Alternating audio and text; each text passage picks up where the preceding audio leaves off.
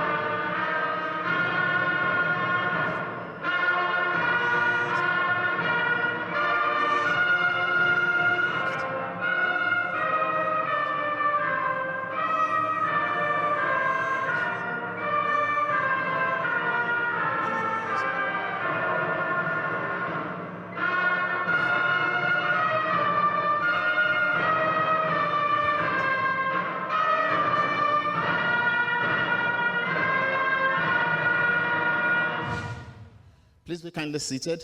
Asseyez-vous, s'il vous plaît. May I kindly invite Pastor Mrs. Chinyere Obiama here to please give us the opening prayer. Please put your hands together for her. The Most High God, the Almighty, the living God, the Ancient of Days, the omnipotent, omniscient, omnipresent God, the one to whom all flesh will submit. We want to thank you this morning for life. Thank you for gathering us here. Thank you for the life that we have. Only the living can praise you. Only the living can speak. Only the living can be improved. And we have come, Almighty God, that through this conference, we all may be improved. We ask, O God, that as we proceed, everything that we need to learn, to relearn, to define and redefine, that will be for the betterment of our lives and our society, that you will help us to bring them up today, that every life here will be improved indeed in the name of Jesus. Our Father, we pray that the facilitators, the panelists, everyone that you will use as your people will rub minds together to bring for the betterment of this society and the lives that are here gathered and even those that are not here. Father, that you bring them up also in the name of Jesus. We want to thank you for the organizers. We want to thank you for the wisdom to bring this together. We ask Almighty God that you will bless them indeed and you will enrich them on all sides in the name of Jesus. As we continue, we ask that you continue with us. At the end of this conference, every life here will be thoroughly blessed. And Father, we are asking that you will make the joy of the organizers full by the fruits that will come from this very conference. Jesus be glorified here. It's in Jesus' name we have prayed. Thank you very much, Pastor Mrs. Chinyere Obiama. Obi Umahi. Please put your hands together for her once again. Kindly join me now as we recognize the key participants from this event. Firstly, I'd like to especially recognize our prompt chairman, Governing Board Center for Enterprise Governance, Engineer Olu Onokoya. Please, a resounding round of applause for him. Thank you for being here.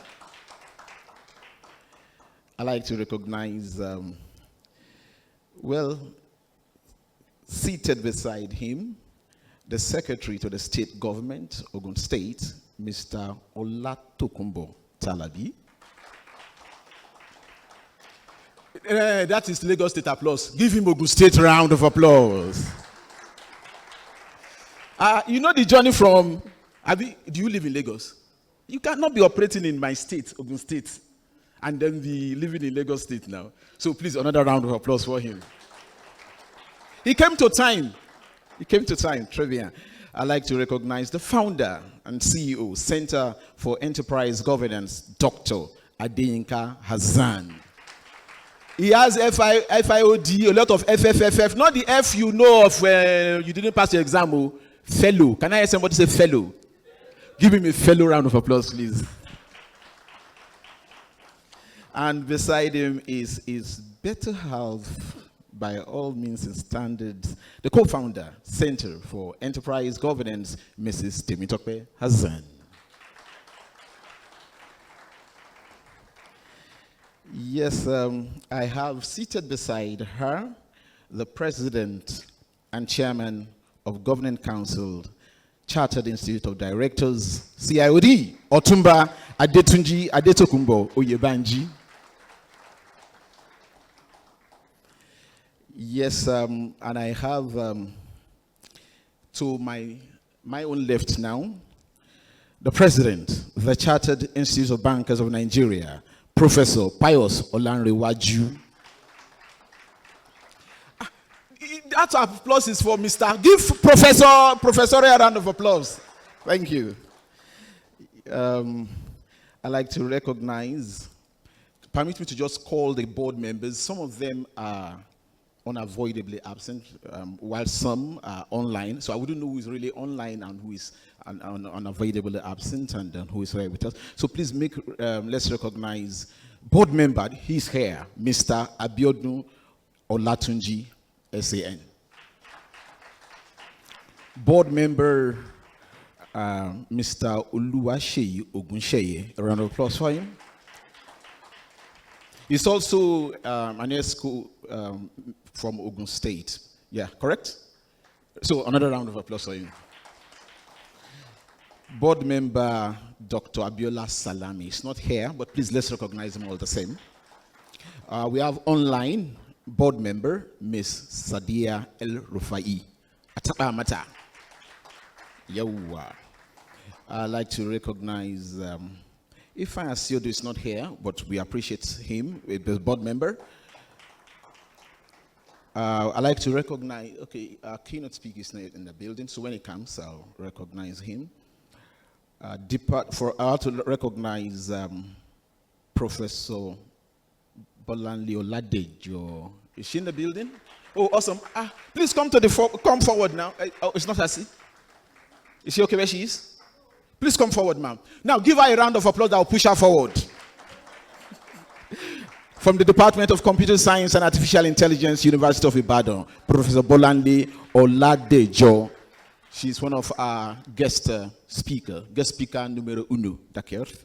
I'd like to recognize the DDG, Nigeria Law School, Dr. Bemi Udushote. Law school, I can feel you people. Oh yeah, let us feel you better. 18 of you. D'accord. Okay. I'd like to recognize also the Executive Director, Sterling Holdings Limited, Mr. Olayinka Oni, is one of our panel members. Join me to recognize also former Deputy Speaker, Ogun State House of Assembly, Pastor Remi Azan. Welcome, sir. Join me to recognize also Head Directorate of Corporate Governance, Financial Reporting Council of Nigeria, Mrs. Comfort Osondu. I'd like to recognize to you our moderator. Please welcome the principal manager, InterSwitch Group, Miss Eberi A. Umweke Aninye. Please a round of applause. Agbali now. Agbali. Please give her a round of applause. Okay, ladies and gentlemen, our keynote speaker has just arrived. Please welcome the Director General, National Information Technology Development Agency, NITDA, Mr. Kashifu Inoa. Please a resounding, resonating, and reverberating round of applause for him. Barakanka Dazua. Okay, I'd like to recognize also Mr. Kendi Adejumo. He's one of our panel members. Please a round of applause for him. Yes, members of the press, very distinguished guests, ladies and gentlemen. Once again, we welcome you all to the third Biennial Corporate Governance and Enterprise Development Conference 2025. The theme for this year is Redefining Enterprise Leadership in a Changing Nigeria, Artificial Intelligence, Protectionism, and Governance in Focus. Like I earlier said, we have brilliant mind, we call them la creme de la creme in the society, who will be involved in delivering from keynote speech to discussants, and then two panel sessions for today. So it's going to be a very enriching time where we can also have questions to ask. Like I said, this is not office program where we have to knock before we enter, where we have to take permissions before we enter. This is a free forum where we can always put forward our questions and get them answered in due time. My name is Adide Jodule, so I'll be moderating the program, and I want to assure you that everything will be done to time. Très bien. All right, very distinguished guests, ladies and gentlemen, before we kickstart with the program, with the speeches that we're taking one after the other, we have Bank of Industry as our key sponsor today, and would like to play something from them, a message from them. Media, please.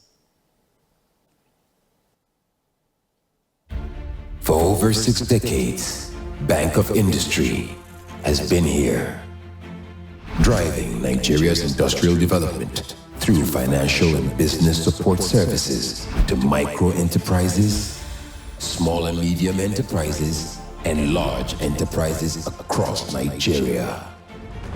Leveraging on strategic partnerships, we provide equipment financing, working capital, and support to enterprises in key sectors of Nigeria's economy, including youth and women-led enterprises. Whatever your business needs, starting up, expansion, diversification, modernization, or rehabilitation, we'll be here, always to support you. Bank of Industry, transforming Nigeria's industrial sector. My pleasure to invite now the Chairman, Governing Board, Center for Enterprise Governance, Engineer Olu Onokoya. Please put your hands together for him as he gives welcome remarks for this august and auspicious occasion. I am not satisfied with a round of applause. D'accord, merci beaucoup. D'accord. Thanks for being here today, sir. Thank you, MC. Good morning, everybody. May I please request that we stand on the greetings and recognitions that the MC has so ably made. I welcome everybody on behalf of the board of the Center for Enterprise Governance, the directors who are here, and those who are joining online. I also welcome other participants who are not with us physically here and are online. But MC, you're going to allow me your recognition. Very well done. and complete, but there will be one or two more that I would like to make. On an occasion such as this, for me in particular, what I have found is that somehow people of shared values always find a way to get together. And many of them I have not seen for a long, long time. And I want to plead with you to do one or two words to appreciate them. The guest of honor, I cannot call him by his name. I have to call him by his title, the Secretary to the Government of Ogun State. He knows what I call him, but I will not do that because of protocol. Welcome, and thank you very much for coming here. I know how busy it is to get people like him on an event such as this, so we do appreciate you for coming. Our keynote speaker who flew in from Abuja, thank you very much for the effort. Thanks a lot. I also have a couple of people. I'm supposed to see them regularly, but I hardly ever do. Well, my colleague in Mobile, Tunji, I call him Tunji because he's my brother. He's my colleague, but he succeeded me in position as the Chief Executive of Mobile. Tunji, nice to see you. Thank you very much for being here. Another person of shared value, Yinka. So delighted to see you. We meet in some corporate settings, but I've not seen him for quite a while. We're actually supposed to be having a meeting this evening, but I think we'll have it here since you found yourself here. And there's some other people that I have come to respect. Today, I'm so pleased to see young people because we have been engaged on the issues of corporate governance at corporate level for many years. I have been at Lagos Business School now for about 17 years, spreading the message of corporate governance to chief executives of companies. We've made a lot of progress. Government, yes, we've made some inroads, but with the SSG here today, I think nobody combines enterprise with government on the governance side, such as you.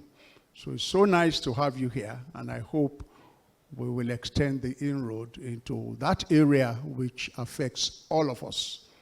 The better we can have governance in government, the better for everybody. But for the enterprise center that I represent here on this podium, our emphasis is young people. And that's why I'm so delighted to see many young people here today. And when you look at the subject, the theme of this conference, we're going to be looking at, of course, enterprise, the talent that young people bring together. If you look at other countries, their growth has been underpinned by SMEs. There is no other way.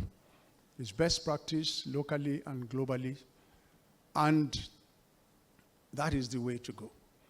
So when you have enterprise with governance, with leadership, and change all put together as a theme, it's a very powerful and contemporary subject.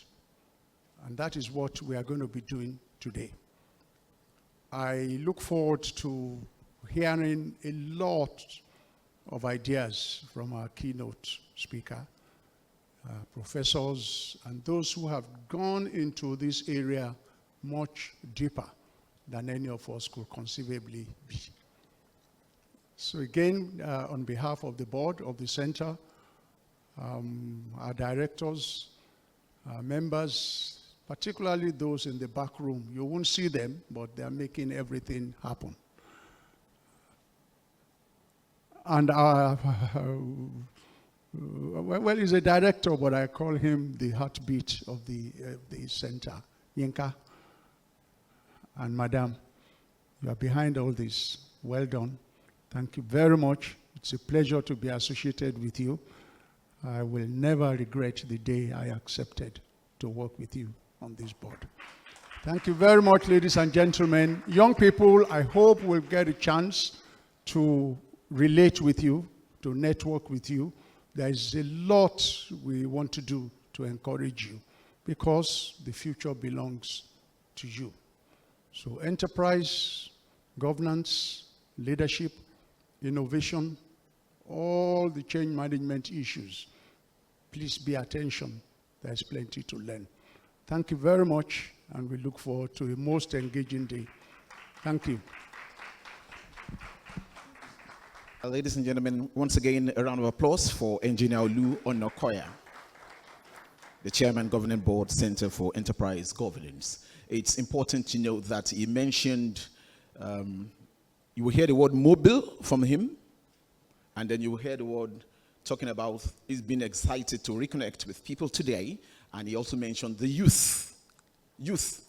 You heard, he identified you, correct? Correct? Well, I'd like to say this so that you can get his message very clearly. His bio says that he was appointed the first chairman, managing director of Mobil Oil Nigeria PLC on April 1, 2004, making him the first Nigerian to head the multinational in its 100 years of its existence in Nigeria. 100 years. So that man is right before you today. So when he says he's excited having an opportunity to connect today, and has mentioned the youth, like I said, you have the free access today. Am I correct, sir? Thank you. Oh, he said we. We, is it English?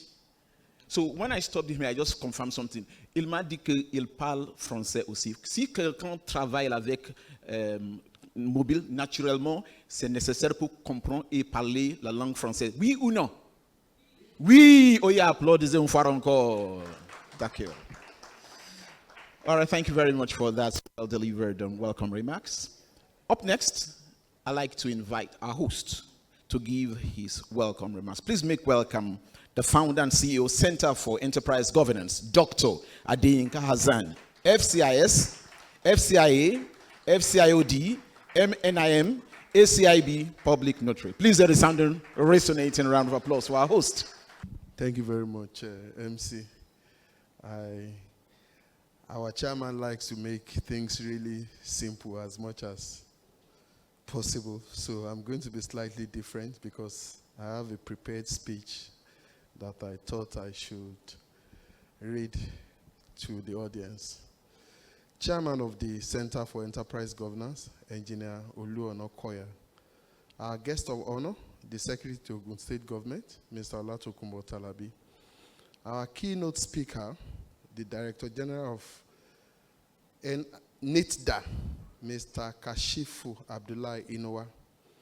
Our distinguished guest speakers, Professor Bolanle Oladejo and Mrs. Olayemi Kerry. Our articulate discussants, colleagues on the board, gentlemen of the press, distinguished ladies and gentlemen. It is my great honor to welcome you to the 3rd Biennial Corporate Governance and Enterprise Development Conference, hosted by the Center for Enterprise Governance.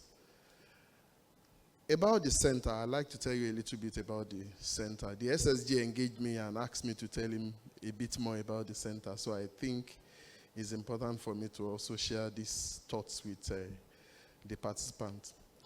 The center is a non-for-profit organization dedicated to advancing enterprise development through the principles of good governance.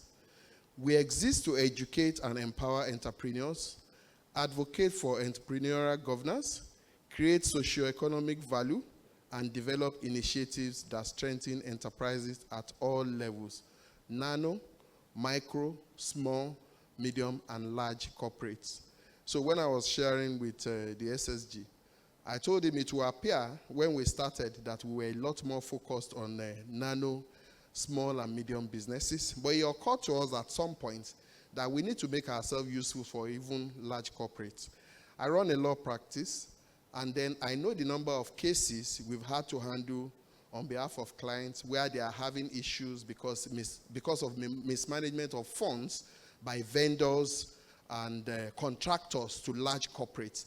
And it is our resolve that where these vendors, who perhaps are medium businesses, are well educated, have developed capacity in how to manage funds, then the we would have stemmed down the cases where we are having loads and loads of litigation with large corporates. So just for you to understand the fact that in as much as we are focused on medium businesses, which we consider to be highest employers of labor in Nigeria today, we are also focused on large corporates to assist them. We had the engagement with our major sponsors, Bank of Industries. We know they support a lot of businesses, and then if people like us, if a center like Center for Enterprise Governance does not exist, it will be difficult for them to properly administer the funding. So now let me give you a context, and that is today's context. We gather today at a moment when leadership and enterprise are being reshaped before our very own eyes.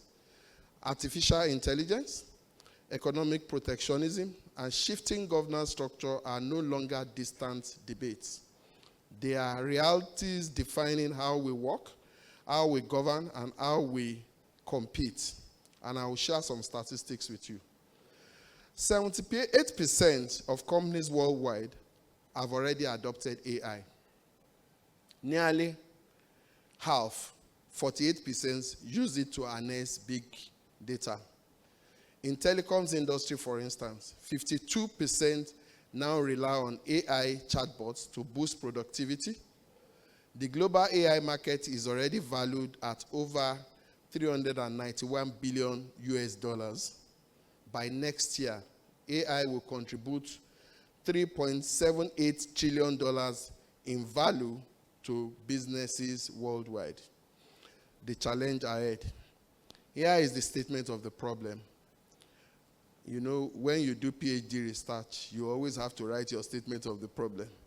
So while the world is moving at lightning speed, Nigeria and indeed Africa is still playing catch up. If we delay, the digital divide will not just widen, it will transform into an economic gulf. So the question before us is simple but profound. What kind of leaders will Nigeria and Africa need in this age of disruption? This conference is a call to leadership and a call to action. Leadership today is not about titles, it's about adaptive intelligence, the courage to embrace technology without losing our humanity, the wisdom to drive innovation even in protectionism times, and the integrity to uphold governance that is not cosmetic but transparent, inclusive, and bold. We have to all imbibe the culture of good governance. Now, it's a call to action. This conference is more than a meeting of minds. It's a call to action. The choices we make now will decide whether we remain spectators in the AI-driven global economy or rise as architects of Africa's prosperity. Dear colleagues, the time is now, the place is here, the task is ours. Let's own it. Thank you once again, and welcome.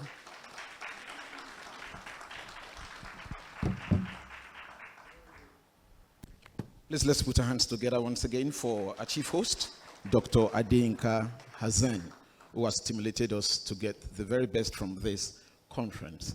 Up next, we'll be listening to our guest of honor, who came all the way from Ogun State today to deliver not just for the conference, but to bring a message all the way from Ogun State to us today. Please make welcome the amiable Secretary to the State Government, Ogun State, Mr. Olatokunbo Talabi. Good morning, ladies and gentlemen. It gives me great pleasure to be here. I bring greetings from Ogun State, and more importantly, from His Excellency, Prince Dr. Dapo Abiodun MON.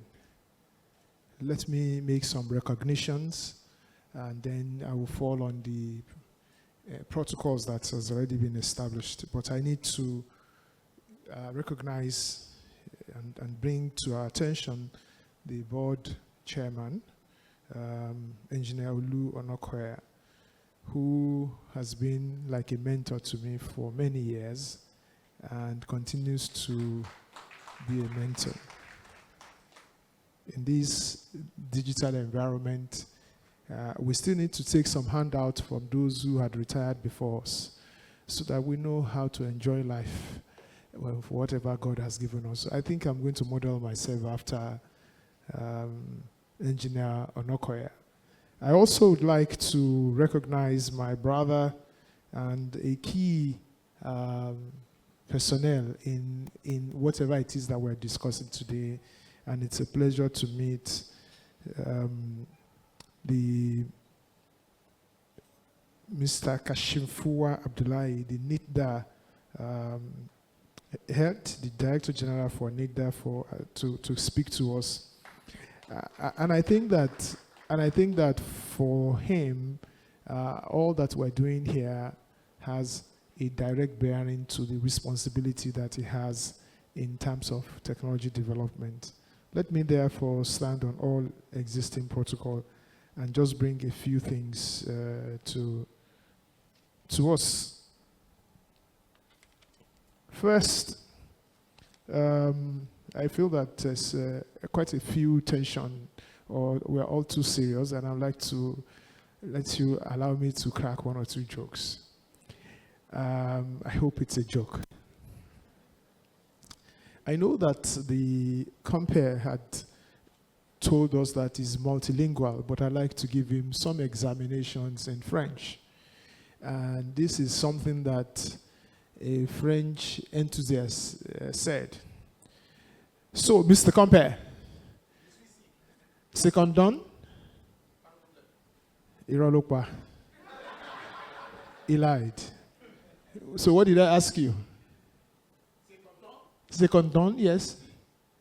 Oui, what?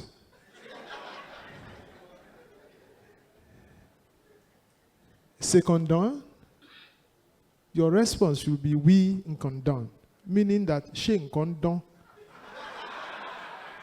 Why did dawa lohun pe oui nkondon? So iko tolo yen koda. Another one. Qu'est-ce que tu fais de la do? Qu'est-ce que tu fais? Because we did advanced French. Qu'est-ce que tu fais de la do? Who can help me? Qu'est-ce que tu fais de la do? Nkan tó bá fẹ́, òun ló máa ṣe. Meaning that you are a very stubborn MC. On that note, I think I'm honored to join today as a guest of honor on this third biennial corporate governance enterprise holding here today. Let me first start with the relevance of the scheme. And I've been given maybe 5 minutes, and I'm just going to judiciously use the 5 minutes very well. You know, like Mr. Hassan said, we're now at a crossroad where artificial intelligence is no longer futuristic. It is here, and it is here now. I mean, we've seen what is happening all around us. I have a company that is about all over Nigeria in courier business, and ordinary software implementation of automation. I had series of issues on people assimilating it. People cannot, and I said, the basic element for you to adopt technology is already there. Everybody, no matter how illiterate you are in Nigeria, can use a mobile phone. Even the woman in the village knows how to put in your number, whatever. And that shows that our level of awareness has gone beyond that where we can give ourselves lame excuses as to whether we cannot use or adopt technology, especially when we come into the environment of AI. We've seen very major companies become biggest companies in the world on things that we cannot see. But let me say that because I work in the public space, some of the things that I will be discussing with you or be featuring in my address today is basically to tell you what we as a government can do that you can latch on, and I think that that gentleman will also speak on that. First is infrastructure. No matter what we do, we know what happened when we went into the mobile telecoms business. I know that when we first started with 090, I paid equivalents of $1,600 to buy a SIM card that will be activated 12 months in advance. We bought from this same MTN. It shows you what people thought were not possible and then the quick assimilation of those things. But right now, I'm not even sure that the network is far, far better than what it was at that time, because the usage and the demand on that system is almost like all the networks are not able to catch up with it. And this is, for me, what I see will happen in AI, no matter how we look at it. Thank God that we now have a generation now, I don't know what they brand them, we have Gen Z, X's, any Z's that they have, but we have them now that even a 5-year-old, a 10-year-old can use a mobile phone better than I can. And so we're seeing that trend. And for us as government, what we're doing is to provide that platform where people can express themselves. So we have a tech hub. And I'm saying this because infrastructure is the first key.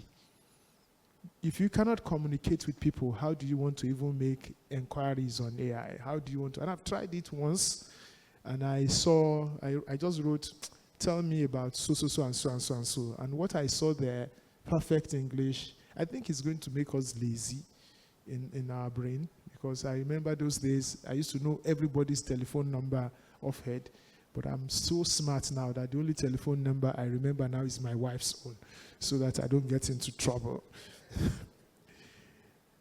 What is the focus for government in this? For me, governance remains the bedrock for enterprise development. No matter the power of an AI or the trends in global trade, without transparent and accountable and responsive governance enterprise leadership cannot thrive. Strengthening institutions, promoting regulatory clarity, and embedding ethics. Regulatory clarity is necessary now because each technology dispensation brings to the fore different level of regulatory environment. So we're going to see a lot of abuses, but never mind, never worry. This is all the process of development. So for us as government, we're also skilling ourselves up, and that's why people like you can come in. We have a lot of when we started, let me just share this. When we, at a point in time, we wanted to automate the process of promoting people to maybe permanent secretary or senior people, and we said, let us do computer-based, a CBT. And then they came to meet me and said, what is the meaning of CBT? And I'm like, you tell me. He says, is it computer-based training or computer-based testing? So when you are in our own environment, people bring you subtle things that ordinarily wouldn't make sense to you. So what is the difference between training and testing? He says, okay, training is one. The other one is to test whether they've trained. I say, okay, both of them is applicable. And that's how, and today, what that did in our own system is that it raised the technological awareness and the IT responsibility of all the managers and everybody in the system. And then we can see some of the big things that you see outside that has been achieved by Ogun State today. They all came from all these little things that were called to enterprise leaders. Today's leaders must be more than profit managers. They must be visionaries, custodians of trust, and enablers of innovation. Enterprise leadership is a changing demand in Nigeria for integrity and all that. Leaders who must do. But the role of collaboration is the one that I really want to expressly talk about. People like enterprise centers, like my brothers Hassan's, have become an integral part of any developmental growth in any country, because they are the bridge between what the government infrastructure can produce and those who will layer on top of it. The MTNs can support, but they are the ones who go in to say, this is where the gap is, this is where we need to fill the gap, and that is why it is necessary for people like them to exist, and all of us must encourage them to exist. On our own perspective, I think it is necessary that you speak out. A lot of people, I used to be the deputy national president for National Association of Small and Medium Scale Enterprises before I joined government. And one of the things that I found is that a lot of people have refused to speak out. I'm not talking about loud deeds or all those ones, talking about engaging people who are willing.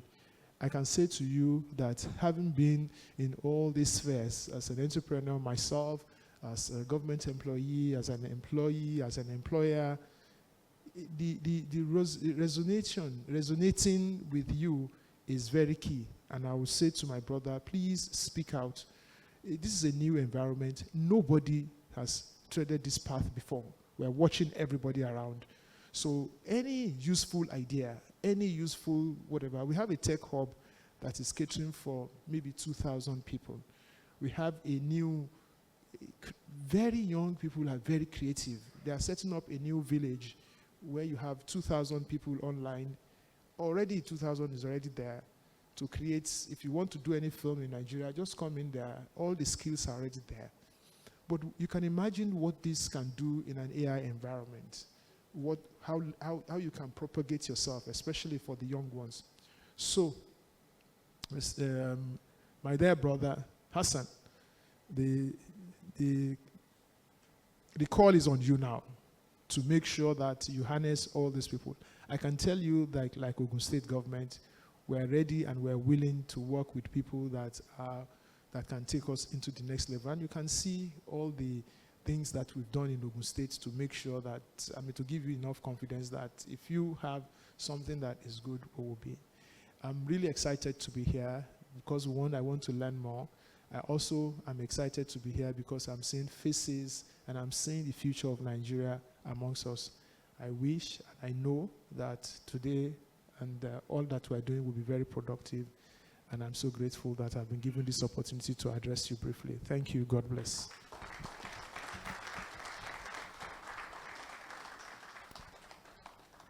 Avant d'écouter ce qui est très important maintenant, once again we want to welcome everybody to this very important conference. It's the third Biennial Corporate Governance and Enterprise Development Conference for 2025, and it's good having this quality of people in the building today.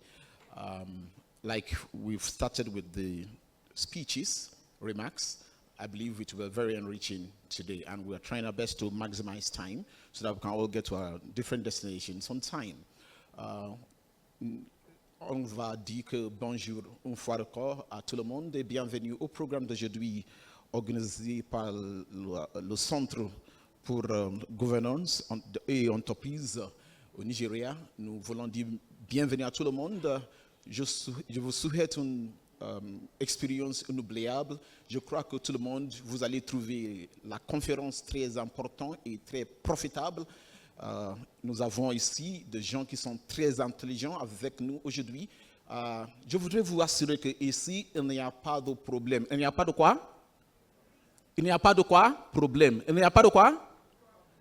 Problème. D'accord. En français, on dit problème. En anglais, on dit problème. D'accord. Merci beaucoup. Domin waɗanda suka zo daga arewacin Nigeria na san suna nan suna ji na muna godiya kwarai da gaske yanda aka gaice ku zuwa wannan taro mai muhimmanci.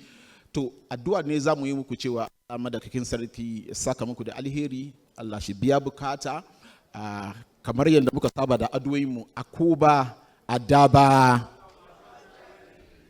uga ka fahimta bari mu maimaita yaji akuba adaba yau addu'a muka yi muka to waɗanda suka fahimta don Allah ku taɓa ana yin ku waɗanda sun fahimci abin da na faɗa yawwa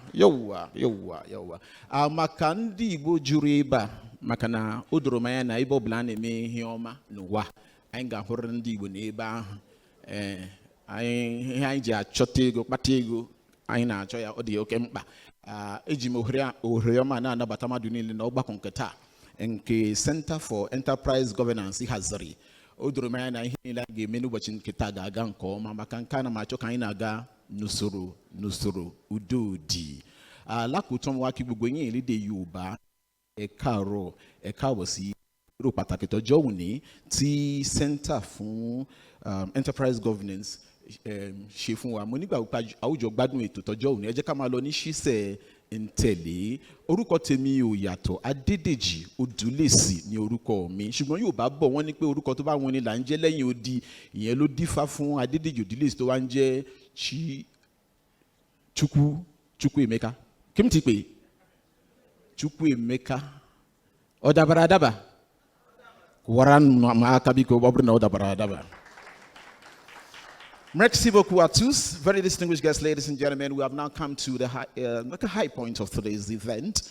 And at this juncture, I'd like to quote Oliver Wendell Holmes, who said that it is the province of knowledge to speak and the privilege of wisdom to listen. On this august and auspicious occasion, I would like you to listen to a man who is a strong advocate for safe and accountable digital spaces.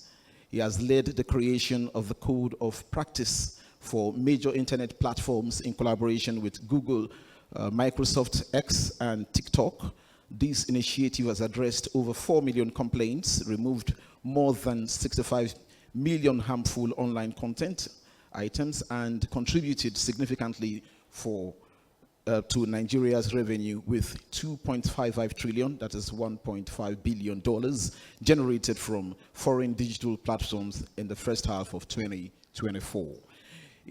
Academically, he holds a degree in computer science from Abubakar Tafawa Balewa University, complemented by executive education at MIT, Harvard, Cambridge, and Oxford. He's a visionary thought leader.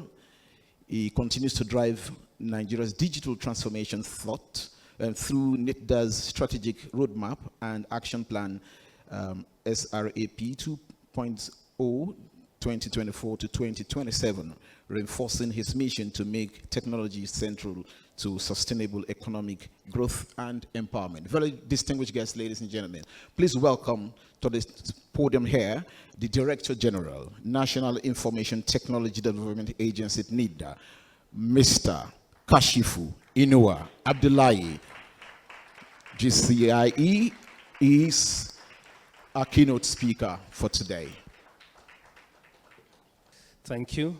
The Chairman Governing Board, Engineer Olu Onakwea, the Secretary to the government, State Government of Ogun State, the founder and CEO, Dr.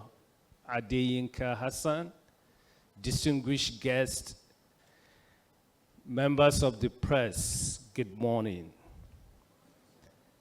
First and foremost, I want to thank the Center for the opportunity and inviting me to stand before you this afternoon to share my thought with you about redefining the enterprise leadership with focus on AI, protectionism, and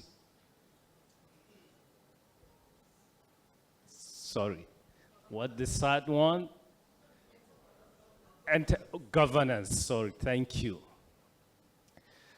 So I think for me, we are at an inflection point where the convergence of disruptive technologies, shifting economic trends, and evolving enterprise governance frameworks are shaping the way we run businesses and enterprise fundamentally. And also, technology is inspiring us to build business innovative ideas and come up with new business propositions. And I want to start with this straightforward observation. In Nigeria, we are masters of organic growth. We have this unique entrepreneurial spirit where we can easily start and build incredible businesses without any formal structure. We see problem, we create solution, and we build. So this is the characteristics of our resilience as humans. Especially in Nigeria, we have this high entrepreneurial spirit, and our adaptability and our ingenuity. But today we live in a world that is very complex, and we have technology that is interconnected. Our systems are becoming increasingly capable, and our society is increasingly quantified. Everything we do is captured, processed, and stored.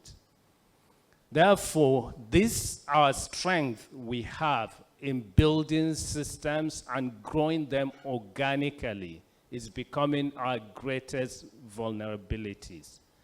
Because today we live in a world where everything changed just like this. And your business is as good as your next product or services. And something that we see as a groundbreaking today, tomorrow it will become a table stake. It will become common because things are changing. Your customers' requirements are changing. The technology is disrupting the way we do things, and everything is changing. So, from first-hand experience in government, when I was appointed as the DG NIDA, I met an enterprise where people resist to changes. People don't like to do things. We just used to say, if it is working, don't touch it. But I came from a background, a techie background, where we normally say, build it now and perfect it later. That means in technology, we need to move fast. We need to test it. We need to fail fast. If it is not working, we move forward. So going to government, it was a big challenge for me because I found myself in a situation whereby if I ask, why are we doing it this way? They would tell me, this is how we do things here. This is government. Then if I ask, is there any law that says we must do it this way? There is no answer. If I ask, can't we do it better? They will say, we can do, but this is government. This is how we do things. So when I came with a disruptive mindset that I want to change the things, I don't believe in status quo. And I don't believe in conventional wisdom.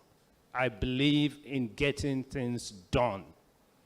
So it was a big challenge for me because I have to get my staff to change their mindset and also have to get them to build their skill set.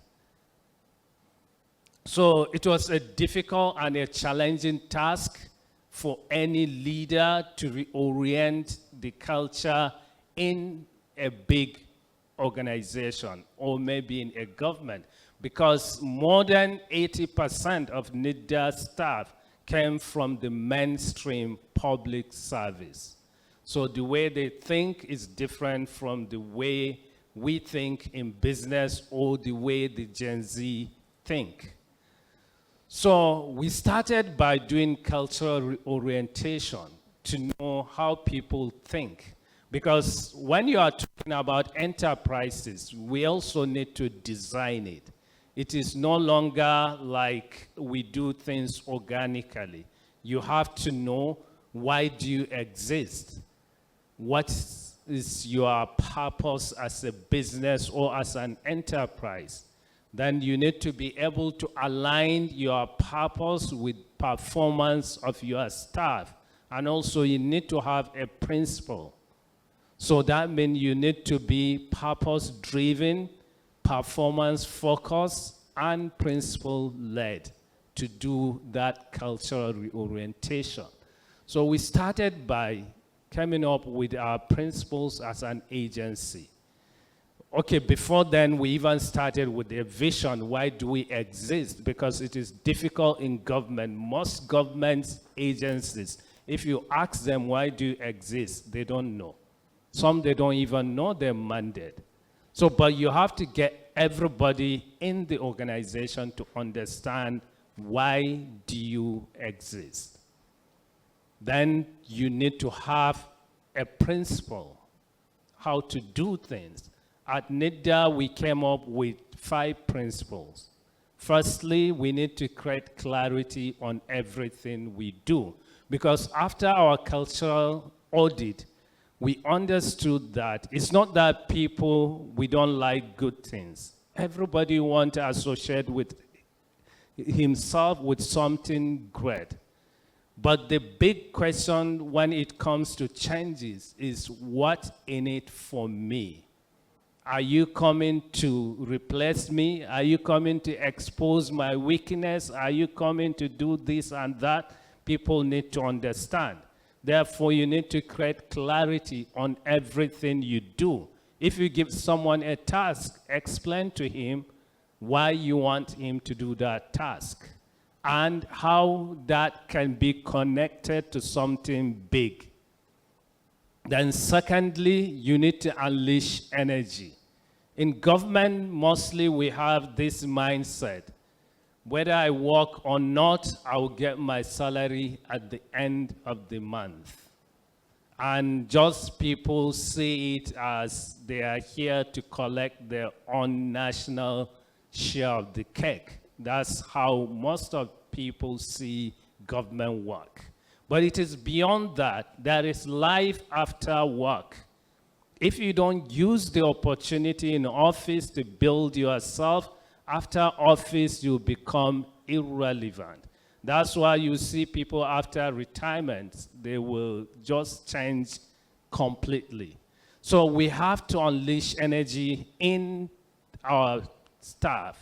How do we unleash energy? Try to get them to link what they do with something big, something that will change our country, something that will build our economy, or something that will be impactful to a society.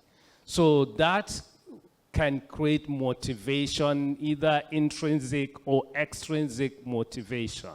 Then you need to build trust. One of the things that change everything in life is trust.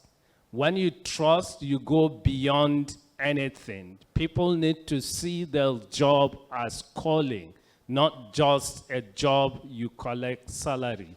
You need to see it so that you can go beyond the normal way of doing things.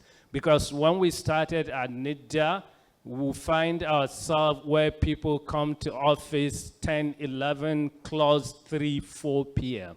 But today we have a workforce that if I send email 12 midnight, I'll get response by 6 a.m. People work anytime, any day, 24/7. So that trust also will help not just to get the work delivered, but also to get it done in a more professional way. And also it will help you address this, what we call malicious obedience. Malicious obedience is a situation whereby you ask someone to do something the person knows is wrong, but he will do it because you ask him to do it. Because there is no trust in the system. Everybody is just suspecting the other person is doing something to outsmart him or to outsmart the system. Then we need to win our today. How can we win our today? We need to know why do we exist. We need to have our corporate strategy cascaded down to the departmental and individual. So while winning today, the last principle is we need to shape our tomorrow. Because whether you are in business or government, if you are just focusing on winning the battle of today, tomorrow you will become irrelevant. So we need to build and shape our tomorrow. Because we came from a background whereby there was a report that NIDA should be scrapped. Because people don't see value. There was no impact of the agency at all. So while winning, trying to win that battle, also we have to shape our tomorrow. We have to come up with policies, regulation that will help us to reimagine ourselves within the ecosystem and become more impactful to the society. So for us, this is the kind of leadership you need to imbibe within an enterprise for you to win this world we are that is fast changing. And while looking at all this and the disruptive technology, then here we have an AI, artificial intelligence. Artificial intelligence is a quest to get machine mimic human intelligence. What does that mean? Does that mean it will replace us? Because if you have a machine that will do the work your PA is doing and it will do it better, do you still need a PA? If you have a machine that will do the work your secretary is doing for you, do you still need to have a secretary? So also this is a big challenge that we need to look at. And also this is what we need to think deeply and see how we can organize ourselves as an enterprise to win today and shape our tomorrow. So AI, most of us, when we say AI, we refer to generative AI. What do we use it for? I know you all know Gen AI. Do you use it? What do you use it for? To write letters, to draft emails, proposals, or what do you use it for? So if you are just using generative AI for writing emails and so on, you are not using it optimally. You need to use AI as your thought partner. You need to use AI to build solution, to build strategy for your enterprises. So to get the best out of it also as an enterprise, we need to look at collective intelligence or co-intelligence. Collective intelligence means like as a team, we can build a collective intelligence where we have people with different specialization working together to achieve a common goal. But today we can also have machines to be part of that team, to work with us as a co-worker to achieve a certain goals within an enterprise. You can have a Gen AI, a chatbot to be a co-worker. You can have a chatbot to be a manager. You can have a chatbot to be your digital twin. For example, as a DG, I can create a digital twin of myself, a chatbot that will manage all my directors, a chatbot that will help me read my emails, draft a response for me, all what I need to do to review it and click send. I can have a chatbot that will coordinate cross-functional activities within the agency.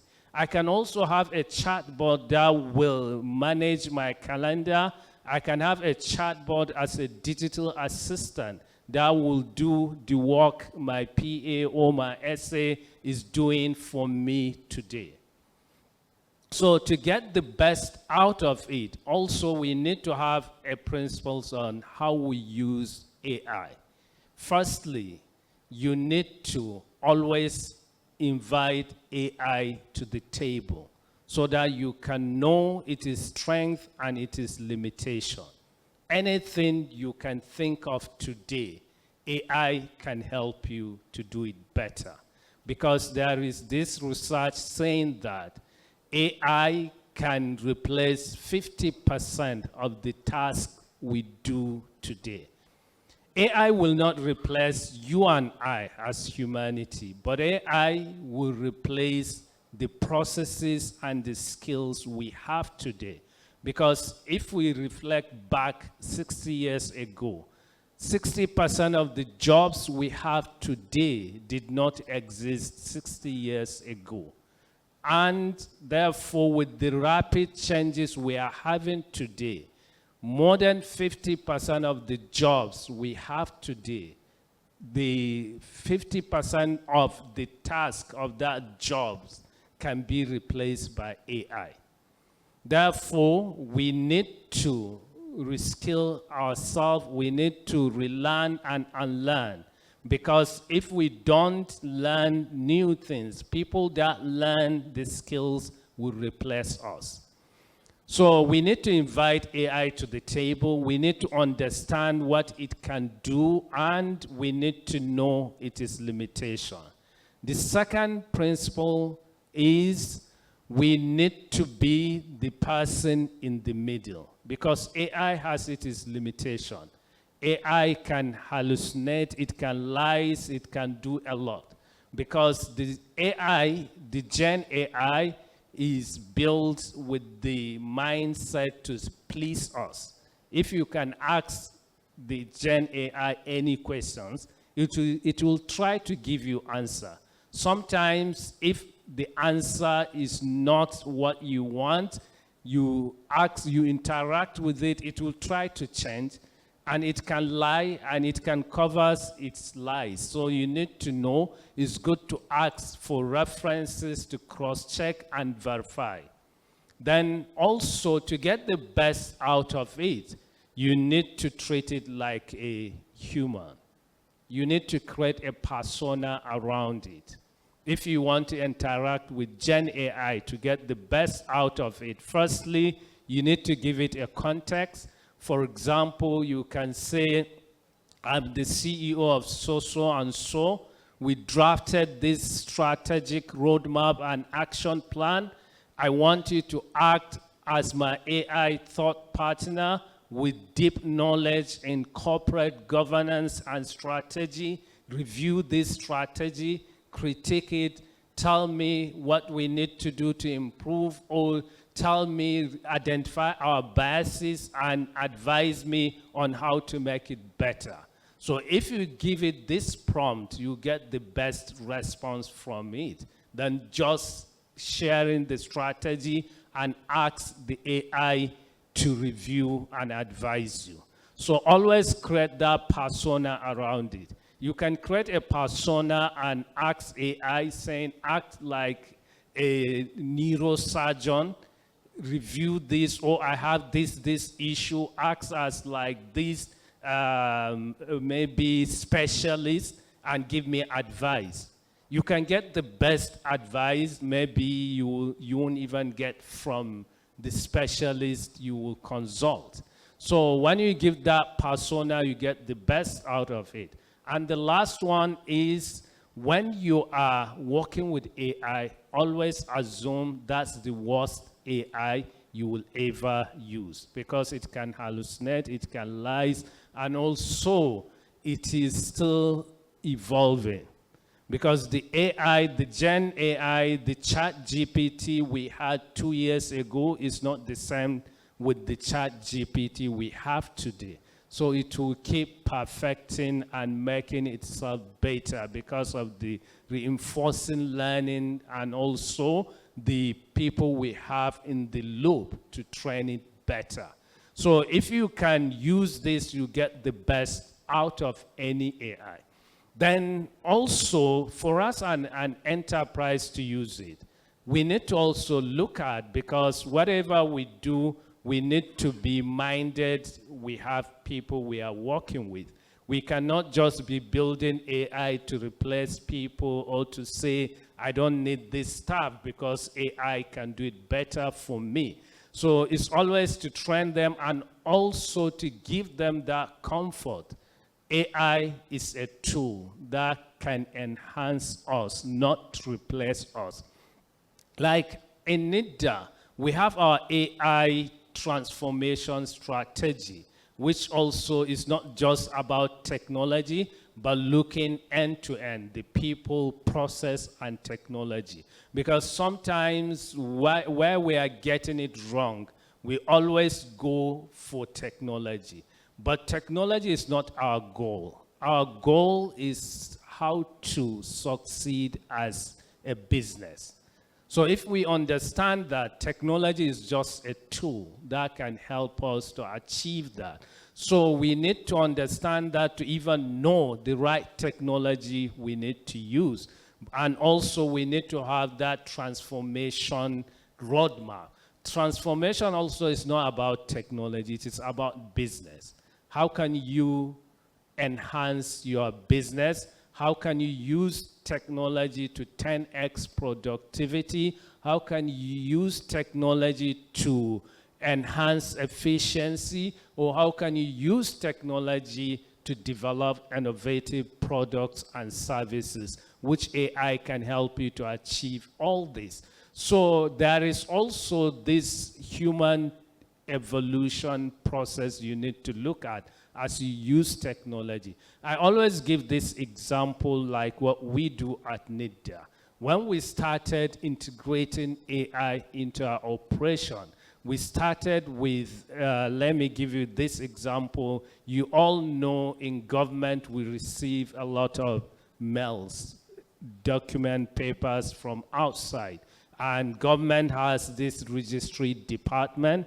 Their work is to receive those documents, register them using like in a book, open a file, start moving them from one office to another. Normally we have junior staff doing that work, which they are not skilled. So in NIDA, we started by training them. When they receive, they scan and email it to DG's office. Then that also is like an overwhelming task for either the DG or someone in the DG's office to go through it, read the emails, then forward it to relevant departments and unit. Then we integrated AI into that operation. We trained those people in the registry. When they scan the document, they upload it into an AI system. The AI system is trained. It knows all our departments, the roles of each department, and so on. And we use some keywords. If you see this, send it to this department, this to that department. So what they do today, when they scan, they upload it to that AI system. The AI system will read the content and automatically email it to relevant department. What we have achieved here, we've helped them to transition from being just an admin officer to an AI admin, AI system administrators. And also, when we did that, we identified a gap. The gap was when we were doing it manually. If you are looking for a file, it was easy to trust because you go and check your registry, the file has been moved from this office to this office. But when we were doing email, we don't know where you sent it to. You have to go back to our system to start searching. And also, when you search, you can only have visibility to the person you sent to. You don't know who that person forwarded the email to. So now we created an AI agent that when you send the email, the email will be sent automatically, and an agent will look at that email, create a task. The task will be put on a dashboard where the Servicom unit can go and check from time to time. This task has been assigned to this person this time. And also we have an OLA. You need to process emails within certain period. And if you don't, the AI agent will send you a reminder that you have a pending task which you need to complete. It will keep sending to you until when you process that email. So you can see the AI, it will help you also to create an intelligent workflow within your enterprise as well. Then when we look at the protectionism, for me, this is, you know, sometimes we tech people, we don't believe in some of this. Because like in technology, we normally, like even Steve Jobs used to say that, we are not ashamed in stealing ideas in Apple. They used to say, great artist, okay, there is this says that, is it great artist copy or the other one still, I can't remember exactly. What it means is anything you can think of when it comes to idea, someone has thought of that idea. But the difference is when you take that idea from inception to impact, when you commercialize it. Apple's success was because of Nokia's idea. They were able to commercialize what Nokia was not able to do it. So mostly in technology, it's about that. And also, when you talk about protectionism, in the economics, it makes sense. You can have tariffs and so on. You can close your borders, but also it has its own implication. But in IT also, there is nothing like 100% security. Anything, it can be breached in. And also the world is interconnected. You can keep something somewhere, someone will get access to it. And today we use Gen AI. Anything you put, the Gen AI will learn from it and it will share with someone else again. So it's very very complicated things to me. But the best thing we can do as a government is to have a governance structure in place, which we have the data protection regulation. Yes, it will help us to some extent, but as a techie, I used to look at it, it's not like that because things changes very fast. So we need to look at it as a nation. Yes, we can build our talent. We can also try to build sovereignty to some extent because today we don't have our data sovereignty. Our data is on all these big platforms, social media, the big techs, the hyperscalers. They know everything. They control it. And maybe if you know about this surveillance capitalism, which is about getting as much data as you could, even if you don't need it today, maybe tomorrow you might need it to create some personalized services. So the technology is built based on that. But what we are doing as a government, how can we achieve digital sovereignty as a nation?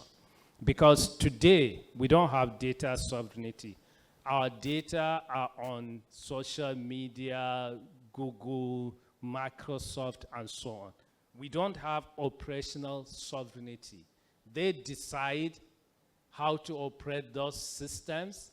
They decide who to see. They decide what we see, what we believe, what we buy, and so on. Then we don't have digital sovereignty. If you look at our the transatlantic traffic boundaries, more than 85% of it is based on videos and content we create in Nigeria. But we have to travel all the way to the US to consume those content. When we create, we upload them on these platforms, and we have to go there to consume them. So we are working with the big techs, the hyperscalers. We are coming up with laws and regulations that will help us build our hyperscale data center capability in Nigeria. Because today we are talking about AI. This AI, for us to get the best out of it, we need to retrain it. We want it to have visibility of our culture, our values as a nation, because if you are digitally invisible, the system might not consider you while making decisions. And we are building systems that will determine who gets what in the society, under what conditions. The system that will do credit profiling, criminal profiling, and so on. So this system needs to know everybody, needs to know our culture, needs to understand our context, and so on. Therefore, we need to retrain the LLM, we need to build our own LLM, and so on. So we have that strategy. We are working on data classification, which data must stay in country, which data can go to the public cloud. We are working on cloud-first strategy so that we encourage the hyperscalers to come and build data centers in Nigeria so that they can get tenant. We are also working on how can we position Nigeria as a hub for data center and AI infrastructure in Africa. Because also it is a paradox. When you said you are locking your doors, how can our neighbors trust us to bring their data to us? So we need to balance that. We have neighbors who are landlocked, we have submarine cables, we have data centers, and so on. So, but we need to balance that. So we are, as a government, we are working on all the laws and the governance in place. Then lastly, on the governance, especially the AI governance, we have what we call regulatory intelligence framework, because this AI and the other emerging technologies are not something we can learn from our legal and history books, because the generation before us never had to deal with this kind of situation. So it's something that we need to co-create. It's something that we need to develop use cases before we start talking about regulation. So we work with startups. We have the Nigerian Startup Act that empower us to level startups, to provide sandbox for them to build solution, agree on use case before we have the standard for any other technologies we are going to develop. Because for us, regulation is synonymous to putting a traffic light. So before you put a traffic light, you need to understand the traffic patterns before you put it. So we work with the big techs as well as our startups to design and govern AI and other emerging technologies. Because we don't want it to be like a social media, where when it started, people were saying social media is ungoverned space, this is not something you can regulate, and so on. But today, everybody is trying to see how we can regulate social media. So for AI, we don't want it to reach that situation before we start rushing on how to regulate. That's why we have the national AI strategy. We have our standard for AI adoption, and we have the ethical standard for deploying AI, which we are experimenting because it's a new technology. And lastly, we are also working with the ecosystem to build the online harm protection bill. Already we've done about 3 stakeholder engagement on it, which it will help us on making sure whatever is illegally offline, whatever is illegal offline is also illegal online. So that's what we do as a government, and is something we need to work together with you all, the private sector, the academia, the startups, because there are things you can do, government cannot do. And there are things government can do, you cannot do. But together, we can do greater things. Thank you for listening. We've heard, the pleasantries are very important there. The Director General, National Information Technology Development Agency, NIDA, Mr. Kashifu Inuwa Abdullahi, has demonstrated the disruption. One will have thought that he will have a paper before him that he will be reading to take it one after the other, but you can see him running for about 30 minutes, no slide, no paper, the slide down on his head. The slides are where?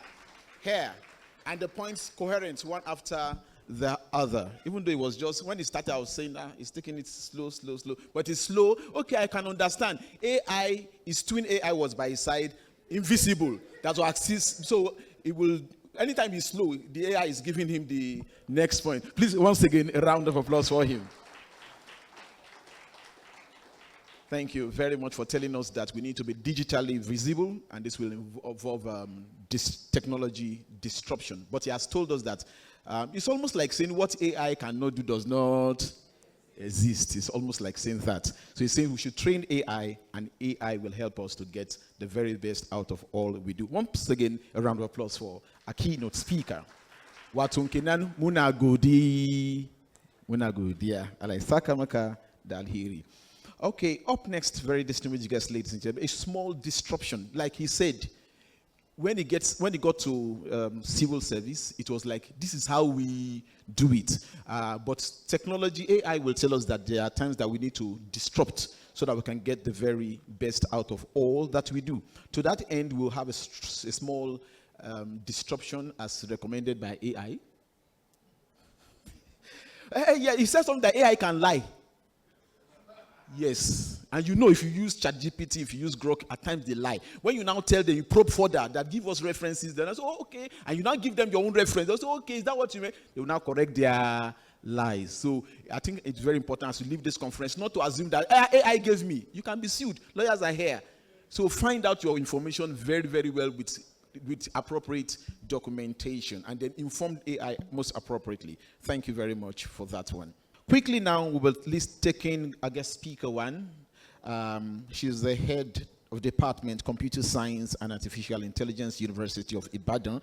Briefly, she is a professor, like I said, of computer science at the Department of Computer Science, University of Ibadan, Nigeria. She possesses a BSc, MSc, and double PhD in computer science. She was a recipient of the French government scholarship for a co-supervised doctoral research at L'Oréal, c'est-à-dire Laboratoire Lorrain de Recherche en Informatique et ses applications, France. Ladies and gentlemen, please put your hands together for Professor Bolanle Oladejo, guest speaker one. Please continue with a round of applause. It's a great delight to be part of this memorable and epoch-making third Biennial Conference of Center for Enterprise Governance. All protocols duly observed, while recognizing the chairman, Board of Governors of CEG, the executives, CEO, as well as the executive DG of NIDA, and all eminent dignitaries here are presented. Okay. While awaiting the slide to be on, I'm here to speak on igniting enterprise excellence through harnessing artificial intelligence, protectionism, as well as governance. The current economic landscape of Nigeria economic growth shows that the GDP of our economy as at 2025 is running up to over 4% by the end of this year. And the current AI revolution is not a news any longer, but it is a general and globally accepted game changer, where it has been recorded that the world economy globally has resulted to over 54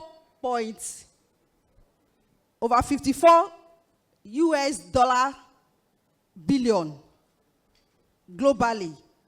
And the story in Nigeria is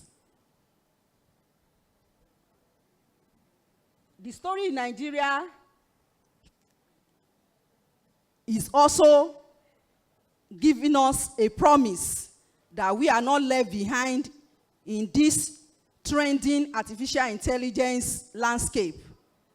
As a means of introduction, governance is a strategy which employs principle and framework as well as rules to govern, control, manage people as well as processes in organization. So we have corporate governance as well as enterprise governance that involves the management of enterprise operations, human resources, supply chain management, and the likes.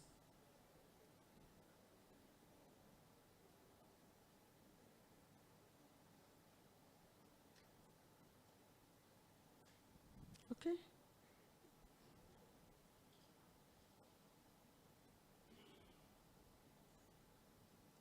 Sorry.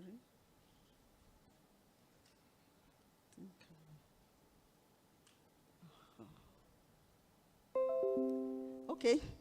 The AI revolution, as earlier stated, there is a dynamic enterprise leader that will leverage on the current artificial intelligence impact, will be the one that could apply artificial intelligence thoughtfully while navigating protectionism strategy wisely, and is able to strengthen the governance structure in a way to ensure equitable and sustainable economic growth. As earlier said, over 237 million populace in Nigeria with a GDP growth of 4.1%, and the confronting challenge of inflation rates as well as unemployment has made it imperative for us to consider the impact of artificial intelligence as well as its adoption in our organizations and enterprises. Amidst this challenge, there is a promising impact of digital economy. And we have success stories in our fintech, in agricultural sector, in oil and gas sector, and even in health.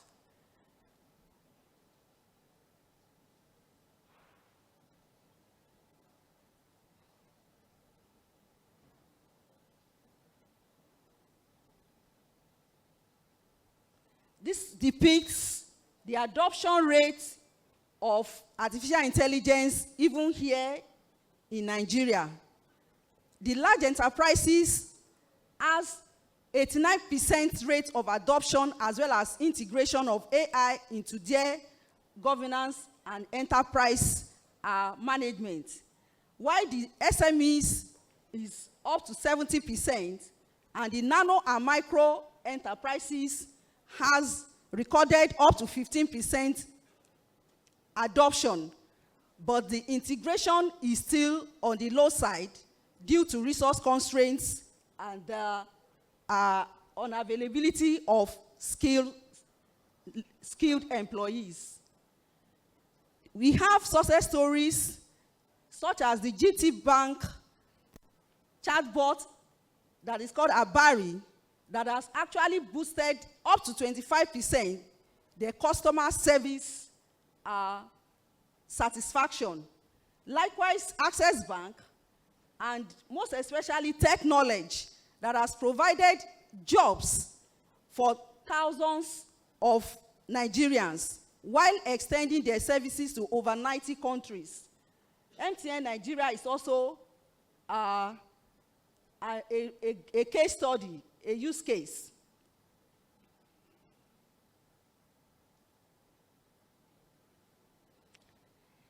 There is need to ensure responsible use of AI. And that is why the DG was addressing us during his keynote speech, informed us about the possibility of integrating responsible AI, guiding the adoption of AI deployment with ethical principles to ensure a safe and trustworthy adoption and integration. So there are existing frameworks and platforms such as NDPAs that have established the NDP Act of 2023 to guide data privacy. While we are integrating the good side of AI, we should also be cognizant of protecting our intellectual property as well as the assets of organizations. There are tools as well that could complement the responsible adoption of AI in governance of our enterprises, such as data protection impact assessment, ethic AI that is used for bias audit, and as well as blockchain governance platform. And a very good use case is that of Access Bank that has been able to integrate all these different frameworks, the protection with the adoption of the technology in managing their operations. So, the different organizational stakeholders, right from the top executives, could leverage on the adoption and integration of AI using existing tools, such as ethical AI for bias audits. So corporate directors and top executives should organize a committee that will see and consider the use of responsible and ethical AI into their business routines and their management. Likewise, CIOs as well as research leads are enjoined to implement strategy and technology such as blockchain to ensure transparency. Entrepreneurs are not left out. They also should conduct regular data protection impact assessment while engaging the community stakeholders. And the policymakers are to develop comprehensive AI regular framework that will bring an inclusive entrepreneur at different levels and strata, right from the large enterprises through to nano entrepreneurs, in order for them to leverage on the possibilities and advantages of artificial intelligence adoption.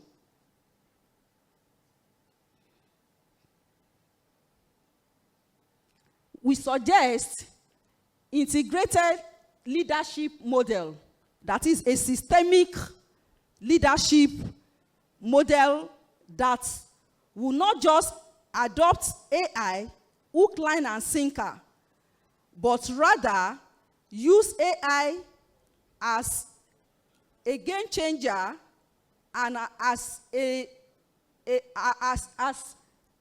tool to ensure achievement of organizational goals. So the need for modern Nigeria enterprise leadership to be simultaneously local and globally accepted, innovative and as well as compliant, fast-moving and thoroughly will necessitate systemic leadership intelligence. And this includes the principle of seeing enterprise not just as a single entity, but as a part of an ecosystem that will integrate community stakeholders, that will leverage on positive reinforcement cycle by balancing local and global perspectives. So, use case of MTN is where Carl Toriola has used systemic intelligence to invest in AI-powered network optimization while navigating complex telecom regulations and maintaining governance standard, both for Nigerian authorities and international investors. We can also leverage on this use case as leaders, as executives, to ensure a responsible use of artificial intelligence for supply chain management, human resources, for stock taking, and other organizational processes.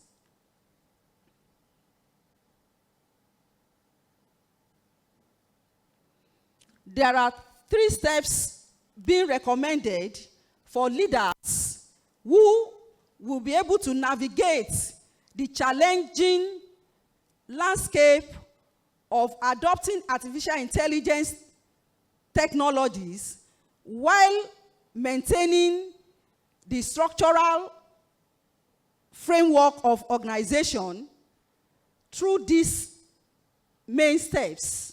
First, leaders are enjoined to embed AI in their governance. There is cross-functional ethics that should be ensured through committee organization and seeing to the deployment of responsible AI in organization. Another main step is to align policy with capability. People dread losing their jobs because of the adoption of artificial intelligence, which undoubtedly has impacted our economy, as well as that of global economy.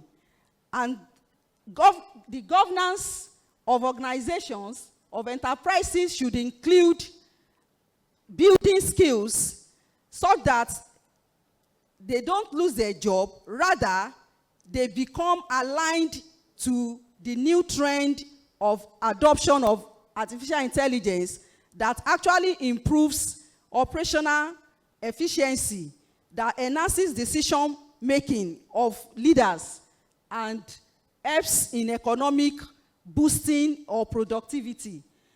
So we should invest in local talent science.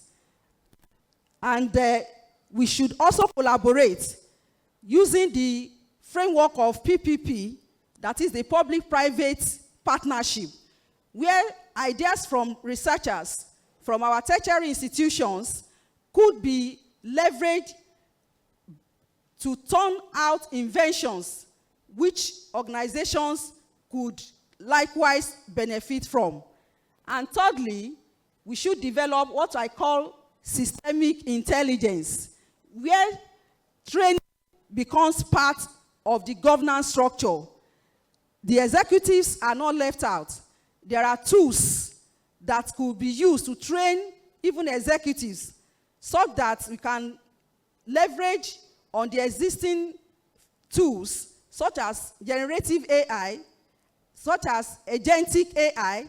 Agentic AI could be used even by executives that are not tech savvy to interact with platforms that their operational managers use.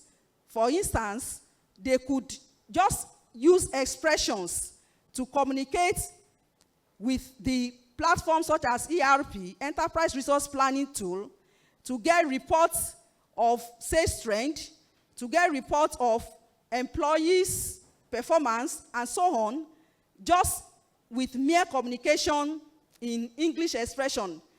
The agentic AI allows this expression to be turned to the formal query that will interact with the back end in order to give such executives a first-hand information on the trend that could be used for decision making, which also is supported by visualizations. So there is a lot to benefit from the convergence of artificial intelligence with responsible, ethical AI and structural governance. Protectionism, as earlier specified by the DG, has two sides. First, it has given the small-scale enterprises the limitation of integration of AI technologies. And what do I mean by this?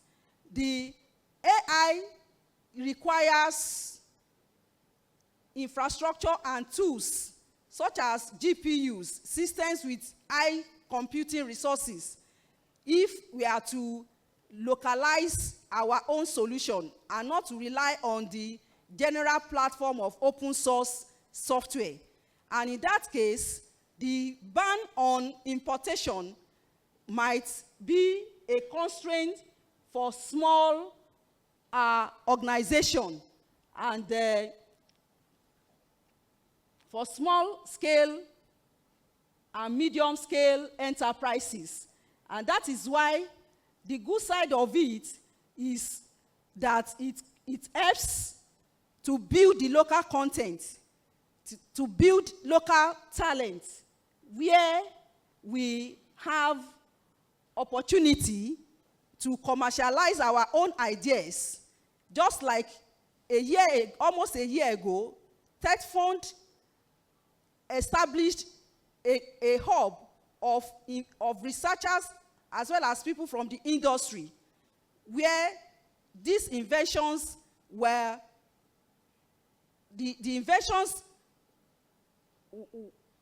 were displayed for inventors and people that could take the inventions to a commercial level. So, in order to harness the benefit of protectionism, it is recommended that there should be a robust and comprehensive AI regulatory framework in a way that will accommodate small and medium-scale enterprises to have opportunity of securing the required facilities as well as resources for them also to build on the adoption of AI integration. There will also be tax relief and innovation grants that will also build our local talents. And there should be oversight for ethical AI.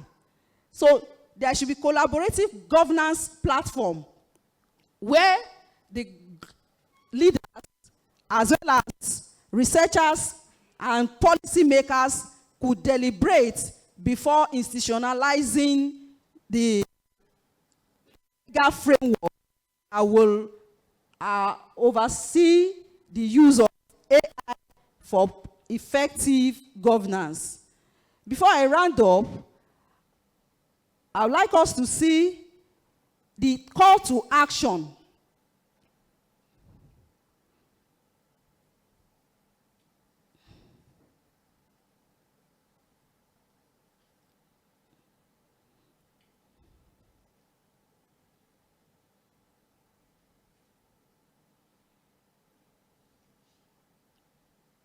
Apology is the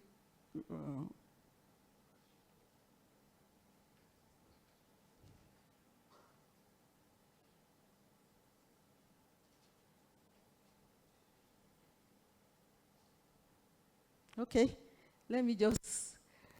The CEO could use tools such as Gmind. They could use Curacell that is being used to help insurers in order to abate or prevent waste, abuse, as well as fraud. There are different training platforms that both executives, leaders, and the entrepreneurial managers could leverage on in order to harness systemic intelligence, where the positive side of protectionism, that is creating enabling environment for local talent, as well as using AI adoption for operational efficiency for different sectors, the human resources, the supply chain, the different units of organization, and the aspect of using AI to harness the achievement of organizational goals. So the CIO could implement AI-powered predictive analytics in IT infrastructure. For instance, they could use data robots. The setup founders could leverage on Google Vertex AI in order to customize insights. Just like the DG mentioned, there is what we call prompt engineering, where you don't take AI tools or results, hook, line, and sinker, but rather you put it in a context-aware setting so that it is customized to suit the need and the organizational goals of your enterprise, rather than just taking the result as is. The university leaders that are also in this August event could assess the possibility of integrating AI ethics into their curricula. Just like in the university setting, there are general courses that all students, regardless of their discipline or program, should run. AI, at this level of the revolution that is transcending the global landscape, should also be adopted into our curricula for every program that is run at university level. And it is a very delighting opportunity to know that adoption of artificial intelligence would, by 2031, give us a better economic boost, and we'll be able to leverage on the African continental free trade area, even to be service as well as producers of AI-driven enterprise governance products and services, even to African continent. By the more the merrier, while envisioning a future of Nigeria leveraging on AI adoption, as well as using our legal framework and policy to support the adoption and integration of artificial intelligence, we will have presence not only on local landscape, but also on the global landscape.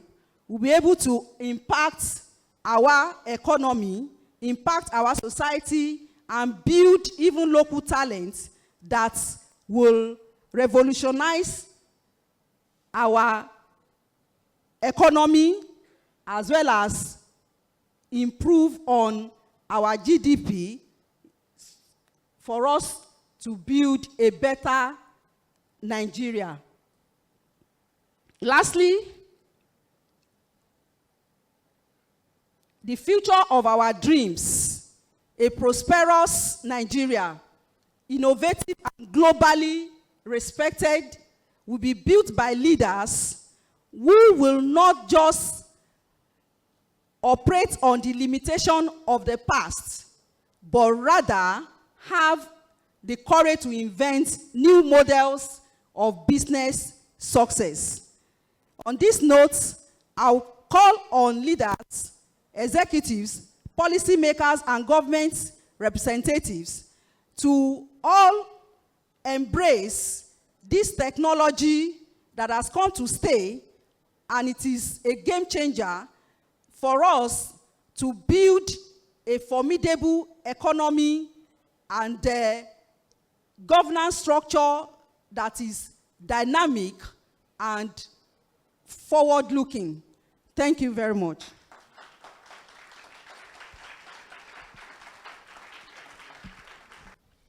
So we move into guest speaker 2. Ladies and gentlemen, without further ado, second guest speaker is a technology executive, board leader, and angel investor with over 23 years of experience shaping digital transformation, innovation, and investment across Africa's public and private sectors. She is recognized as one of Nigeria's foremost women in technology. She has consistently delivered solutions that drive business growth, socio-economic development, and increased participation of women in early stage investment. Ladies and gentlemen, please let's make welcome Independent Non-Executive Director, First City Monumental Bank, Mrs. Olayemi Carey. Please, a resounding, resonating, a reverberating round of applause for a speaker that is sought on national and international platforms. Good morning, ladies and gentlemen. I'd like to thank the convener and protocols for the DG, board members, ladies and gentlemen, and my fellow speakers today. I've taken a different perspective, but what you would notice is what the DG's keynote has said, what the prof's lecture has said, and what I'm going to say are the same content, but different perspectives. And I would like to start with a story that made global headlines about a year ago. So in February of last year, a finance lecturer, a worker in a Hong Kong company, went for a meeting, and it was a virtual meeting. he had his CFO, he had his CEO on screen virtually, and they gave him an approval to transfer $25 million. And so he did. It was only after the clear instruction did he realize, or the company realized, that it was deep fake. So the company lost money. Even today, I mean, the Hong Kong investigators are still trying to decipher what and how this could take place without the company knowing. So it not only borders on AI, it also borders on your technologies as a company. It borders on your endpoints and your the cybersecurity. So if they were able to get into your system and give clear instructions for $25 million, the age of technology has evolved. And so, what we do know is that the incident is not an isolated incident. The case is not an isolated one, and it starts a reminder of how powerful AI can be and how it can be misused. The prof also touched on ethical considerations, and that is one of the key things that I would sort of highlight today. So this is a world that we're now navigating, and it must be clear to everyone. A world where the same technology that can empower us can also deceive us. A world where leadership is not just about making the right decisions, but about recognizing when the very tools we rely on might be a weapon against us. So when we're talking about AI, protectionism and governance, a lot of the decisions we are going to make as companies for AI rests on the leaders, right? And it is very important that the leaders make the right decisions. Artificial intelligence is often described as the electricity of the 21st century. It is potential to power every sector in every industry. It also has the, from whether it's agriculture to finance to healthcare, logistics, mobility, everyone is relying on AI. And it's important to know that even as it is looked at as electrifying, it does not replace. I lecture at the Lagos Business School, and one of the things that is concern to a lot of the participants is the notion that AI might replace. But it's important to note that it cannot replace. When we're talking about issues like judgment, when you're talking about strategy, you're talking about wisdom, the tool is only an enabler. As human beings, we have the power of strategy, thinking, wisdom, dreaming, as it were. And these are things that AI cannot do. What it will do, however, is it will change the trajectory of our work.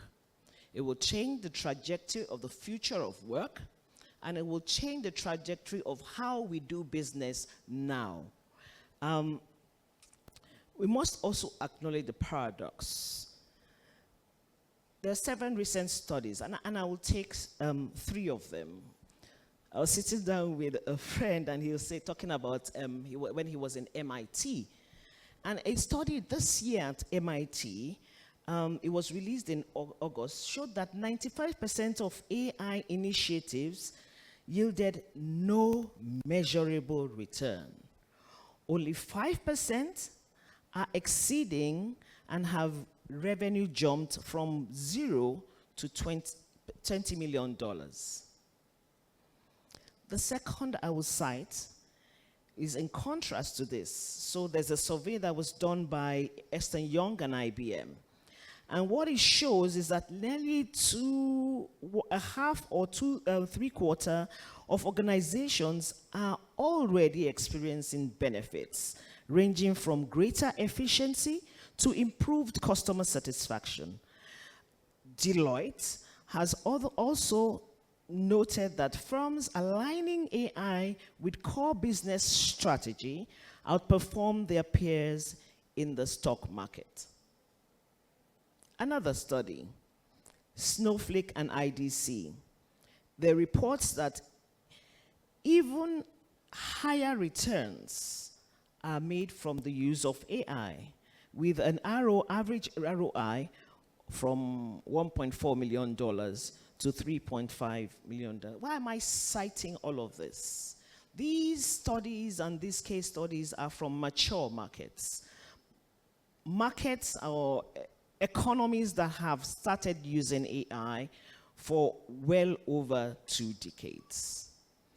But what benefit it has for us as Nigeria is that we can take lessons learned.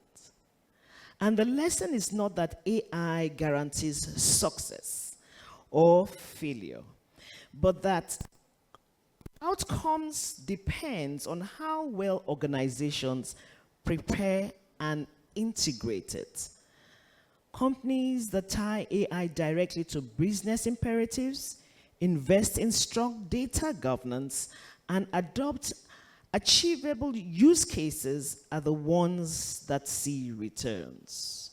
So when you are thinking about deploying AI for your organization, your company, your project, whatever it is, you must understand that there are certain dependencies that makes it successful.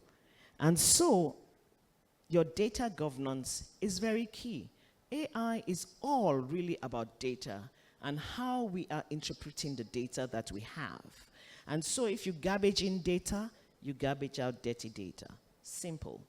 So one of the things that we'll first do when you are implementing your AI is to ensure that you are imputing very clean data. Protectionism. Across the world, governments are realizing that AI is not just about innovation only. It is also becoming something of a power play. So you see the United States has restricted the export of advanced AI chips to China. Power play. The European Union has passed the world's first comprehensive AI Act to regulate how AI is built and deployed. Power play. So they're saying as a union that they understand how AI plays, and so they are putting in regulations. But we are not left out. The government convened 128 experts, including AI researchers of Nigerian descent, both home and abroad, in 2024. And they were indoors for 3 days. And what did they come out with? The National Artificial Intelligence Strategy, and it was designed to guide ethical adoption, talent development, and sector-wide integration of AI. And what has this done for us as a nation? It has put us ahead of our peers. Emerging markets, if we're looking at our peers like that, it has put us ahead of our peers, the entire continent, if we're looking at our peers like that. And so the protectionism cuts both ways. On one hand, it shields domestic industries, giving local innovators a chance to grow. On the other hand, some of the Nigerian regulations, while protective, can limit success on a global platform. What am I saying? We have multiple regulations. So let me take the Nigerian Data Protection Act of 2023. And what it does is that it restricts the transfer of personal data outside of the country unless the recipient jurisdiction ensures an adequate level of protection. While this safeguards the Nigerians' personal information, it can also slow down participation with international AI firms. So it will limit access to foreign data sets and make cross-border research or collaborations more cumbersome. So the question for us as a country is this: can we as a country protect the people and domestic industries while also engaging with the global AI development? And the answer is, so far, as I know, is yes. What we're doing is aligning the implementation of the National Artificial Intelligence Strategy and the Nigerian Data Protection Act to make sure that the compliance is synergized. And so the Nigerian enterprise can safeguard data, protect local innovation, and participate in international collaborations. At the heart of this discussion is governance, and I think that a lot of people in the room are from that perspective of the industry. So if we look back at that, or the initial case study that I shared in the Hong Kong, who we would say was accountable? Was it the employee who trusted that his bosses and the company that failed to install security, or was it the regulators who had not yet caught up with the deepfake technology? The truth is, governance has no answer to these questions. Before the crisis happens, governance is the compass that ensures AI serves the people rather than the other way around. And governance is not only about regulation, it's also corporate leaders and boards acting and asking the right questions. So what kind of questions are you as leaders expected to ask? Do we understand the risks the AI tools that we're about to use is going to have on our business? Are the data sets inclusive, or are they reinforced? Do they reinforce global biases against Nigerians or Africans? Have we considered the risks of not adopting AI in itself, and knowing that the competitors and the regulators are all adopting it? Who is responsible, really, when the algorithms that are made go wrong? So, as leaders, there are questions you need to ask as you're going into this evolution. Across Africa, AI is already transforming various sectors. The Prof mentioned agriculture, healthcare, and finance. But we must not confront our unique, we must also confront our unique vulnerabilities. As a country and as a forefront player in the AI sector, we are contributing so little to the global AI research. The research has been going on for years, and so the languages, for instance, that are in the different tools are predominantly the top 3-4 languages. So as a country, we have only just started to train our AIs in Yoruba, Igbo, Hausa. I know there's a company that has done 1,200 thereabouts of language learning on its own model.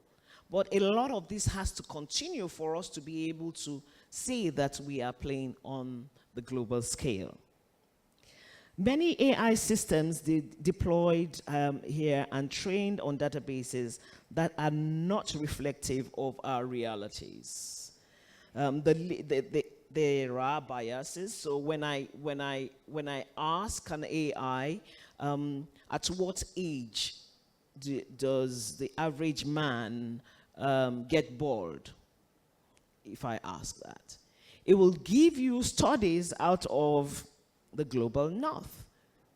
But we know that the realities of our times and the stress related to our environment make our men bored very early in their age, right? So those kind of biases are what we need to start to exclude. It is about protecting our interests and ensuring that AI solutions are built with our own realities. The third thing that we have to make sure we understand in terms of vulnerability is cybersecurity. And it's an ever-present risk. Our institutions are not strong enough to withstand the sophisticated AI-enabled attacks. We must start doing something about that. Our educational systems are not mature enough to consistently produce the talent that will shape the future, with AI included. And so in my office, my entire team of AI techies are really young graduates, some still in school. But these are the guys that understand how to build, how to integrate, and how to implement AI. All I have to do is just say, ensure that this company's process is it reflects that is automated, has AI embedded in it. 3, 4, 5 years ago, those solution DevOps and all of that were also self-taught. A lot of the talent that are out there implementing AI or doing DevOps are self-taught. So our system must recognize the vulnerability. I understand there's a new curriculum that the Minister of Education has brought out. It will be very interesting to see what kind of curriculum that has been created for those of us in the technology sphere. We do not also have the computing power. There are 3 components of AI: the data, the algorithm, and the computing power. There are economies like Iceland and Norway that are predominantly driven by computing power of AI, and that's their new oil.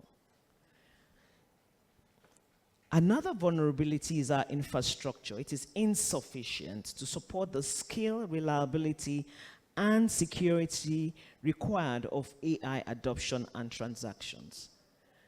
By the time I heard MTN, I heard Access Bank, I saw GTB. So can you imagine if almost all our institutions and businesses are relying on AI? The kind of infrastructure and computing power that will be required needs to be planned for now and not later. Otherwise, we will have the same type of issues we are having with our telcos. Every time it's not working, the POS is not working, it's not accepting the card. This brings me to enterprise leadership. When we speak about leadership in the age of AI, we speak we're not going to only ask what can this technology do for us, but we must also ask whose values would guide it. Because we are building technology now, whose values will guide it. In Nigeria, where trust in institutions is fragile and inequality is stark, leaders cannot afford to treat AI as just another buzzword or productivity tool. Decisions about AI adoptions are moral as much as they are technical. That is why we must ground AI adoption in the principles of fairness and ethics. Prof also talked about that. And so when we're looking at the pillars, there is a consensus that has been building around 6 core pillars: fairness, reliability, privacy, accountability, sustainability, and transparency. To succeed, AI systems must be developed and adopted to local environments, taking into account Nigerian realities and decision-making factors. This is where our companies and our startups have a critical control and a role to play. Ladies and gentlemen, here's my challenge, and my challenge to you. When we want to invest, you have to invest in governance. We have to build systems of accountability before you scale your AI in your organizations. The second thing I tell most of my clients, is that you need to start small, then scale responsibly. You do not need to integrate AI into every process in your system. It will crash because you have users that need to also adapt to the new tool. So begin with pilot projects or test systems. Learn from them and then adjust your policies and train your team to be able to expand. When you start using your AI in your organizations, think globally, because what it has done is that it has given us all a level playing ground. But then you act locally. You leverage all of the best practices and lessons learned from all organizations that has done this before, but also adopt them to the Nigerian and the African realities. Protect your people. Safeguard the data. I know that almost everything and everybody is online, but it's our individual responsibility and the collective responsibility of any organization to safeguard the data, train their staff, and embed ethics in every level of using AI. So when you're saying to your PA or your secretary to write you a paper and they're cutting and pasting, that means the level of ethics that you have within your culture is low. When you tell them to write you a paper, they don't have to cut and paste or go to ChatGPT and copy. They must be able to embed the realities of whatever they're going to do or whatever they're going to say. And so it starts with the culture of your organization. If you do this, Nigeria can lead not just in adopting, we have also our act already and our strategy, but in showing the world how to govern and govern wisely. I'll close with the thoughts that artificial intelligence may write reports, analyze data, and even mimic our own faces and our voices.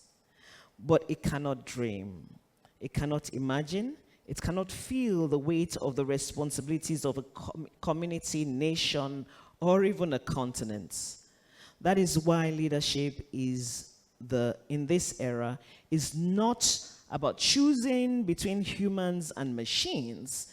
It is about ensuring that machines serve humanity under the guidance of the leaders who are wise, ethical, and are courageous. So let's all redefine enterprise leadership for a change in Nigeria. Leadership that embraces AI, navigates protectionism, and strengthens governance, not for its own sake, but for the future of our people. Thank you.